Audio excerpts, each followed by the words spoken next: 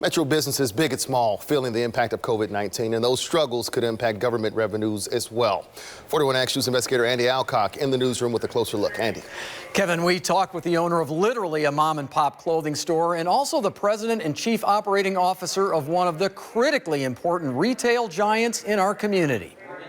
There were no customers when we stopped by at the Mission Fresh fashion store on Johnson Drive, a business run by Becky Haniff and her husband for 22 years. We've had a lot of people that we know by name. Had a couple come by this morning looking in the window waving at us. So it's difficult. With no online presence, Becky says she'll now resort to using Facebook to let her loyal customers know when new items arrive in the store. Just wish everyone stays healthy, stays well. Support your small businesses if you can. By contrast, Nebraska Furniture Mart does have an online business, and it's growing. Company leaders, even though the store is deemed an essential business, have decided on their own to shut down their showrooms as of Friday and go exclusively with online sales.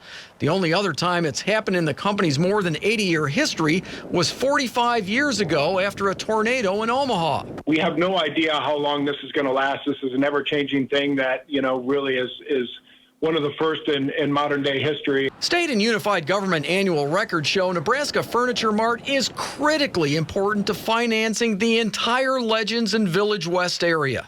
According to budget year 2019 figures, Nebraska Furniture Mart accounted for $36 million in sales taxes to help pay back KCK's sales tax revenue, or STAR bonds, used to develop the whole area.